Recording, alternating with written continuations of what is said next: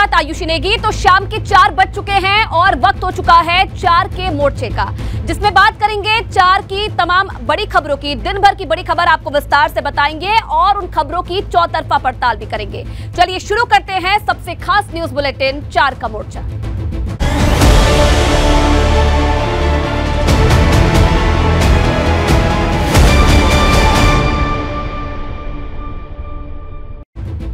तो 4 के मोर्चे की शुरुआत करते हैं और सबसे पहले आपको बताते हैं पहले मोर्चे की अहम खबरें, जिसमें बात होगी लोकसभा चुनाव के लिए नई टीम बना रही बसपा के फॉर्मूले की। इसी के साथ साथ अखिलेश यादव के तीखे प्रहार की भी बात होगी। 24 के संग्राम में भाजपा पर बड़ा प्रहार किया है, क्या कहा है आपको बताएंगे। इसके अलावा बात होगी यूपी में योगा को लेकर शुरू हुआ सियासी संग्राम की, क्यों हो रहा है हंगामा बताएंगे आपको। और साथ ही यूपी के उन मदरसों की भी जानकारी आपको देंगे जिन्हें लेकर जांच तेज हो गई है। 2022 के विधानसभा चुनाव में महज एक सीट पर सिमटी बसपा अब पार्टी को नई धार देने में लगी है। कोशिश है कि फिर से पार्टी की पुरानी साख लौटाई जाए, लिहाजा मायावती ने एक नया प्लान तैयार किया है। 2024 के लोकसभा चुनाव के मद्देनजर बसपा अब नए नेता बनाने की नई रणनीति पर काम कर रही है। बसपा के शीर्ष नेतृत्व की ओर से पार्टी कोऑर्डिनेटर और अन्य पदाधिकारियों को ऐसे नेताओं की तलाश करने के निर्देश दिए गए हैं जो वर्ग विशेष में पकड़ रखते हों। नए प्लान के तहत बहुजन समाज पार्टी अब नए नेता तैयार करेगी। बसपा का फोकस ऐसे नेताओं पर जिनकी इलाके में पकड़ हो। क्षेत्र और खास वर्ग में पकड़ रखने वाले नेताओं को जिम्मेदारी दी जाएगी। काम देखते हुए पार्टी में बड़ा पद दिया जाएगा। बैठकों और सभाओं में बोलने के लिए आगे किया जाएगा। दरअसल 2017 के बाद से बसपा के कई बड़े चेहरे दूर हो चुके हैं। इसी साल के अंत तक 5 राज्यों में विधानसभा चुनाव होना है, जिसकी बड़ी तैयारी बसपा कर रही है। मंगलवार को मायावती ने साफ तौर पर कहा भी था कि अगले साल लोकसभा का चुनाव भी है, लिहाजा बसपा नई रणनीति पर काम कर रही है। Bureau report, ABP Ganga. 2024 के लिए भाजपा की तैयारियों पर अखिलेश यादव का बड़ा हमला। सपा अध्यक्ष अखिलेश यादव ने ट्वीट करके भाजपा पर करारा प्रहार किया है। अखिलेश यादव ने ट्वीट कर कहा है कि अब भाजपा कह रही है कि उत्तर प्रदेश में उसकी अधिकांश लोकसभा सीटें रेड जोन में हैं। तो इसका अर्थ ये है कि जनता की पक्षधर समाजवादी पार्टी का लाल रंग अपना रंग दिखा रहा है। सपा की रेड पावर ही भाजपा के लिए रेड जोन है। वहीं कन्नौज से भाजपा सांसद सुब्रत पाठक ने अखिलेश के इस ट्वीट पर पलटवार किया है और तीखा हमला बोला है। इनके समय पर लाल टोपी लगाकर गुंडई का लाइसेंस मिल जाता हो और जो भी लाल टोपी लगाता है वो गुंडा ही नजर आता हो, ऐसे लोग जिनके समय के ऊपर ये लाल रंग का झंडा जिस छत पर दिखता था तो समझ में आता था ये गुंडई का चिन्ह है। उत्तर प्रदेश में मदरसों में योग दिवस मनाने को लेकर सियासी घमासान छिड़ गया है। सपा सांसद शफीकुर रहमान बर्क ने विवादित बयान दे दिया। 21 जून को मदरसों और दरगाह में योग क्लास की तैयारी चल रही है, लेकिन इस बीच सपा सांसद शफीकुर रहमान बर्क ने योग दिवस पर सवाल उठा दिए हैं। शफीकुर रहमान बर्क ने कहा कि मदरसों में योग दिवस की जगह तालीम दिवस मनाना चाहिए। मदरसों में योग दिवस की क्या आवश्यकता है? कम पढ़ रहे हो, नहीं पढ़ रहे हो, तुम्हारी तालीम में क्या कमी है, तो ये तो मदरसों के अंदर तो तालीम दिवस मनाना चाहिए। योग दिवस से क्या मतलब है? सपा सांसद को बयान पर भाजपा ने भी पलटवार किया है। भाजपा अल्पसंख्यक मोर्चा के प्रदेश अध्यक्ष बासित अली ने कहा कि सपा सांसद मदरसों को आतंकवाद का अड्डा बनाना चाहते हैं। जब मुसलमानों के, गरीब मुसलमानों के कल्याण के लिए काम करती है तो समाजवादी पार्टी के लोगों के पेट में जो दर्द होता है वो दर्द आज मुसलमान समझ रहे हैं कि वोट बैंक का दर्द है। योग रखे निरोग और तंदुरुस्ती हजार नियामत है, ये सभी लोग बचपन से सुनते आ रहे हैं, समझते आ रहे हैं। योग न किसी धर्म का मुद्दा है न पार्टी का। मदरसों में सीक्रेट फंडिंग को लेकर जांच शुरू हो गई है। नेपाल सीमा से सटे 9 जनपदों में मदरसों पर जांच की गई है। इस जांच के लिए अल्पसंख्यक कल्याण विभाग के बड़े अधिकारियों को लगाया गया है। बताया जा रहा है कि इस जांच से मदरसों की इनकम का सोर्स पता लगाया जाएगा। जांच टीम 9 जिलों का दौरा कर रिपोर्ट तैयार करेगी। अल्पसंख्यक कल्याण विभाग के 4 सदस्यों की 2 टीम बनाई गई हैं। 13 जुलाई तक मदरसों की आय की जांच पूरी होगी। बलरामपुर में आज और कल मदरसों की जांच होगी। 19 और 20 जून को सिद्धार्थनगर के मदरसों की जांच होगी। 20 और 21 जून को पीलीभीत के मदरसों की जांच, 26 और 27 जून को मऊ के मदरसों की जांच होगी। 3 और 4 जुलाई को बहराइच के मदरसों की जांच होगी। 5 और 6 जुलाई को आजमगढ़ के मदरसों की जांच होगी। 10 और 11 जुलाई को श्रावस्ती के मदरसों की जांच होगी।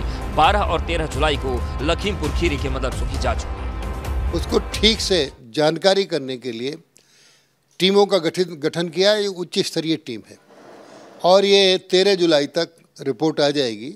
फिर रिपोर्ट आने पर फिर माननीय मुख्यमंत्री योगी आदित्यनाथ जी को हम रिपोर्ट प्रेषित करेंगे। तदनुसार माननीय मुख्यमंत्री जी के निर्देशानुसार फिर कार्रवाई निश्चित करेंगे। साल 2022 में योगी सरकार ने मदरसों का सर्वे करवाया था, जिसमें 8000 से ज्यादा ऐसे मदरसे पाए गए जो मान्यता प्राप्त नहीं थे। तो 4 के मोर्चे में पहले मोर्चे की खबरें आपने देखी। दूसरे मोर्चे की खबरों से पहले देखिए 40 सेकंड में 4 अहम खबर। लखनऊ में सपा कार्यालय में अखिलेश यादव ने ली बैठक। कार्यकर्ताओं के साथ लोकसभा चुनाव को लेकर हो रहा मंथन। बीते कल वोटर लिस्ट में गड़बड़ी को लेकर हुई थी बैठक।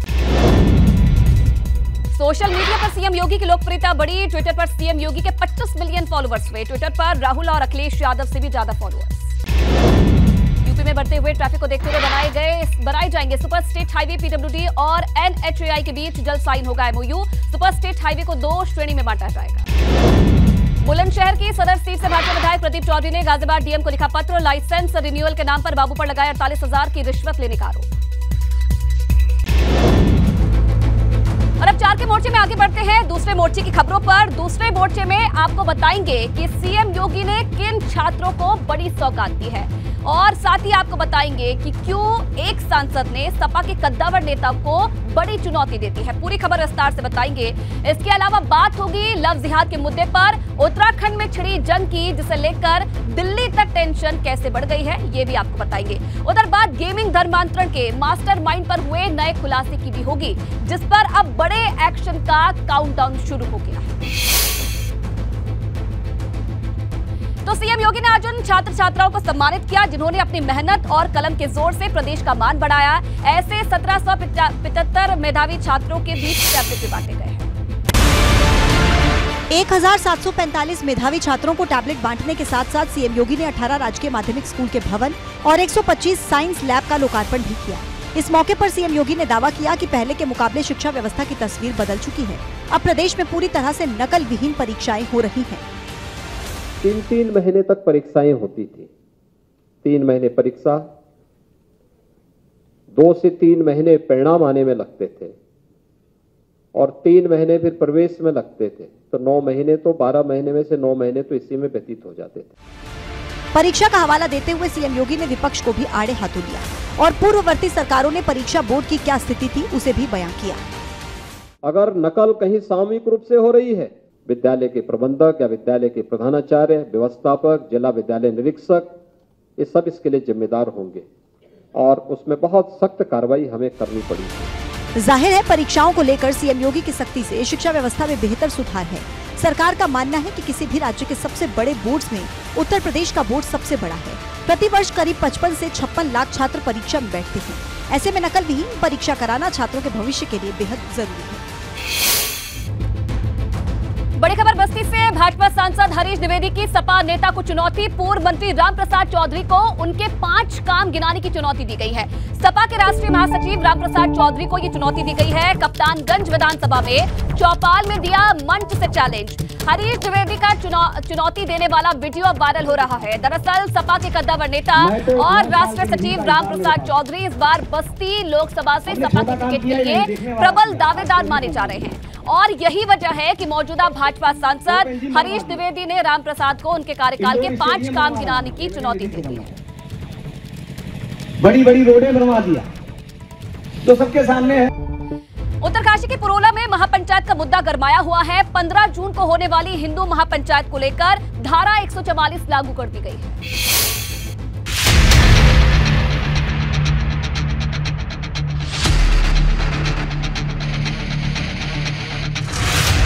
पुलिस को पुरोला में सांप्रदायिक सौहार्द बिगाड़ने की आशंका है, जिसकी वजह से पुलिस बल तैनात कर दिया गया है। वहीं हिंदू पंचायत को अनुमति नहीं दी गई है। देहरादून के एसएसपी दलीप सिंह कुंवर ने संगठनों से पंचायत न करने की अपील की है। हम सबसे रिक्वेस्ट कर रहे हैं और किसी को भी सांप्रदायिक सौहार्द को खराब करने की अनुमति नहीं होगी। सांप्रदायिक सौहार्द को खराब करने वालों को के विरुद्ध जो भी कठोरतम कार्रवाई की जा सकती हो हम करेंगे। सीएम धामी ने कहा है कि किसी को भी कानून हाथ में नहीं लेने देंगे।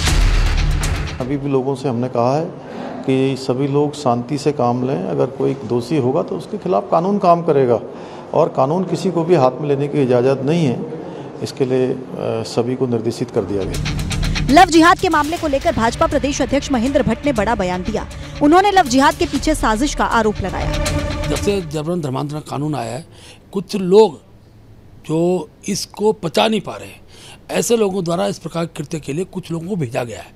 ऐसे लोगों को, समाज के लोगों को सामने लाना पड़ेगा। इतना ही नहीं, माहौल बिगाड़ने वालों पर पुलिस रासुका के तहत कार्रवाई करेगी। इस मामले में सुप्रीम कोर्ट ने भी सुनवाई से इनकार कर दिया है। सुप्रीम कोर्ट ने कहा है कि कानून व्यवस्था संभालना राज्य सरकार का काम है। साथ ही सुप्रीम कोर्ट ने याचिकाकर्ता को हाई कोर्ट में अपनी बात रखने को कहा है। दरअसल Association for Protection of Civil Rights की तरफ से याचिका दाखिल की गई थी, जिसमें ये कहा गया था कि एक समुदाय को जगह खाली करने के लिए धमकाया जा रहा है। तो महापंचायत का ऐलान कर दिया गया है और महापंचायत को लेकर पुलिस भी अलर्ट है। चप्पे चप्पे पर पुलिस फोर्स की तैनाती की गई है और ग्राउंड जीरो पर इस वक्त मेरे सहयोगी विनोद मौजूद है, उनसे भी जानकारी लेंगे। लेकिन उससे पहले देखिए, महापंचायत कल होनी है और पुरोला में चप्पे चप्पे पर पुलिस फोर्स की तैनाती की गई है ताकि कोई भी अव्यवस्था नजर न आए। ग्राउंड जीरो पर क्या कुछ हो रहा है, इसके लिए सीधे अपने संवाददाता विनोद कुमार के पास चलते हैं। विनोद, कल महापंचायत होनी है जिसका ऐलान कर दिया गया है और दूसरी तरफ अगर देखा जाए तो चारधाम यात्रा भी इस वक्त चल रही है। अव्यवस्था ना बिगड़े, अव्यवस्था ना हो, इसके लिए क्या इंतजाम फिलहाल पुलिस प्रशासन की तरफ से किए गए हैं?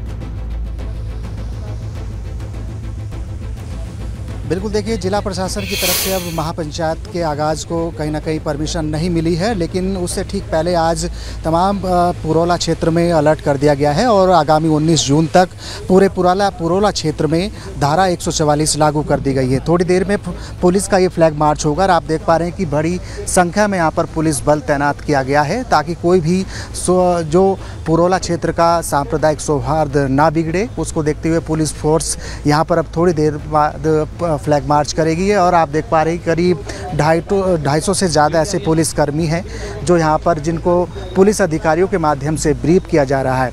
19 जून तक आरुषि पूरे क्षेत्र में धारा 144 लागू की गई है।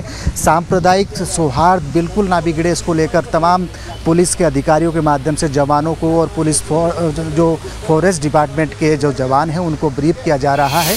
अगर कोई विनोद, बिल्कुल तैयारी पूरी है, आप नजर बना के रखिएगा, लौटेंगे आपके पास अपडेट के लिए। आगे बढ़ेंगे। देखिए, गेमिंग धर्मांतरण मामले में अब गाजियाबाद पुलिस मास्टरमाइंड बद्दों पर एनएसए लगाने की तैयारी में है। शहनवाज उर्फ बद्दों के पाकिस्तान कनेक्शन का खुलासा हुआ है।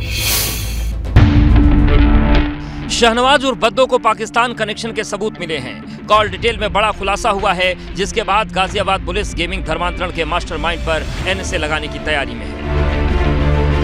30 पाकिस्तानी नंबर से बातचीत के सबूत मिले हैं। 2 मेल आईडी हैं, जिसमें से एक पाकिस्तान की है। पीओके में बैठे एक शख्स से चैट पुलिस को बरामद हुई है। लाहौर के ट्रैफिक इंस्पेक्टर की आईडी कार्ड भी बरामद हुई है। वहीं बद्दों से बरामद सीपीयू और मोबाइल की फॉरेंसिक जांच कराई जा रही है। 30 के लगभग पाकिस्तान के फ़ोन नंबर सेव्ड होना मिला है, जिनकी जांच की जा रही है। इसके साथ ही इनके पास से जो सीपीयू एवं मोबाइल फ़ोन मिले, उनकी फॉरेंसिक जांच कराई जा रही है। साथ ही साथ अगर इसमें पर्याप्त साक्ष्य और इंग्रेडिएंट्स मिलते हैं तो इन पर एनएसए की कार्रवाई भी की जाएगी। पुलिस जांच में अगर पर्याप्त सबूत मिलते हैं तो एनएसए के तहत कार्रवाई की जाएगी। तो 4 के मोर्चे में दूसरे मोर्चे की खबरें आपने देखी। तीसरे मोर्चे की खबरों से पहले देखिए 40 सेकंड में 4 अहम खबर।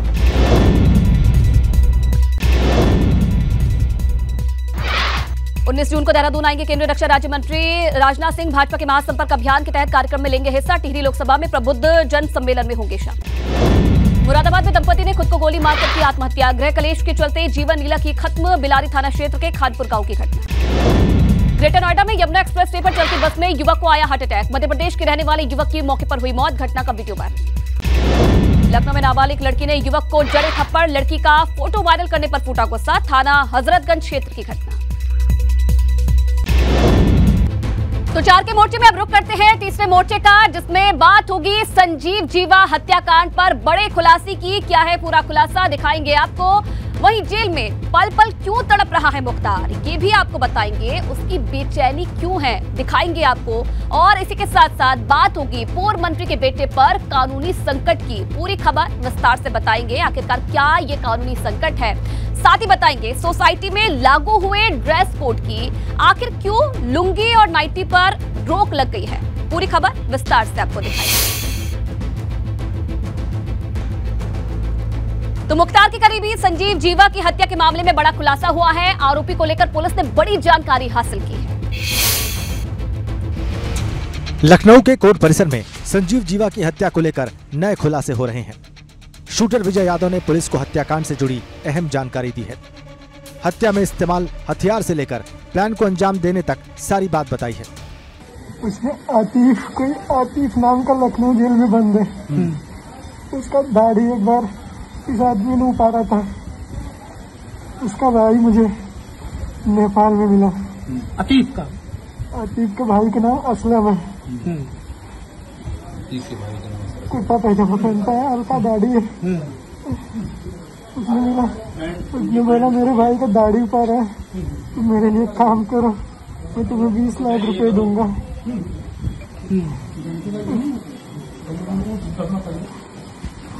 इस अहम खुलासे के बाद पुलिस ने विजय यादव से गहन पूछताछ के लिए 5 दिनों की कस्टडी मांगी है। Bureau report, ABP Ganga. Banda jail में बंद माफिया मुख्तार अंसारी हर पल हर सांस तड़प रहा है। अब उसने जज के सामने नई गुहार लगाई है। जेल में बंद माफिया मुख्तार अपनों से मिलने के लिए तड़प रहा है। अब मुख्तार ने कोर्ट से जेल में बंद बेटे अब्बास और बहू निखत से बात करने की गुहार लगाई है। फर्जी एम्बुलेंस मामले में वीडियो कॉन्फ्रेंसिंग के जरिए पेशी के वक्त मुख्तार की तरफ से प्रार्थना पत्र दिया गया। मुख्तार अंसारी साहब की तरफ से एक प्रार्थना पत्र दिया गया। उस प्रार्थना पत्र में ये प्रार्थना की गई है कि उनकी बहू निकाहत अंसारी जो अन्य जेल में है और पुत्र अब्बास अंसारी दूसरी जेल में है, उनसे इलेक्ट्रॉनिक इंस्ट्रूमेंट्स के माध्यम से संवाद कराया जाए जो जेल मैनुअल के अनुसार विधिक है। आपको बता दें कि मुख्तार का बेटा अब्बास कासगंज की जेल में बंद है, तो वहीं बहू निखत चित्रकूट की जेल में बंद है। दोनों के जेल जाने के बाद से बातचीत न हो पाने की वजह से मुख्तार बेचैन है और संजीव जीवा की हत्या के बाद खौफजदा है। यही वजह है कि अब कोर्ट को प्रार्थना पत्र देकर मुख्तार ने दोनों से बात करने की गुहार लगाई है। बांदा जेल में बंद मुख्तार अब कानून के सामने घुटने टेक चुका है। इससे पहले मुख्तार ने जेल में कुरकुरे और बिस्किट के लिए जज से अनुमति मांगी थी। और इस बीच एक बड़ी खबर मिल रही है। पूर्व मंत्री याकूब कुरैशी के बेटे फिरोज की बढ़ेंगी मुश्किलें। फिरोज की जमानत खारिज करने के लिए कोर्ट जाएगी पुलिस। जमानत निरस्त करने के लिए दाखिल होगी अर्जी। फिरोज ने हाल ही में कुर्क संपत्ति की सील तोड़ी थी। फिरोज के खिलाफ मेरठ कोतवाली में दर्ज हुआ मुकदमा। तो तमाम मंदिरों में ड्रेस कोड लागू होने के बाद अब ये सिलसिला सोसाइटीज में शुरू हो गया है। ग्रेटर नोएडा की एक सोसाइटी में ड्रेस कोड लागू किया गया है।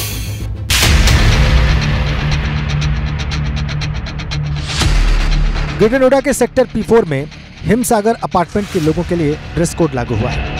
RWA ने सोसाइटी के लोगों पर घर से बाहर घूमते वक्त लुंगी और नाइटी पहनने पर रोक लगाई है। इसके बाद सोसाइटी के लोग 2 धड़ों में बट गए हैं। कुछ लोगों ने सचिव के फैसले को सही बताया है तो कुछ लोगों ने विरोध भी शुरू कर दिया है। हालांकि RWA का दावा है कि कुछ लोगों की शिकायत के बाद नोटिस जारी किया गया। लोगों की शिकायतें आई थी कि कुछ लोग ढंग के कपड़े नहीं, योगा के टाइम में लुंगी ढंग से नहीं पहनते हैं, तो हमने इस पे जो है एक अनुरोध किया लोगों को कि ये लुंगी वगैरह ढंग से पहने या ना पहने। और इसी खबर के साथ 4 के मोर्चे में फिलहाल इतना ही। तमाम खबरों के लिए बने रहिए एबीपी गंगा के साथ।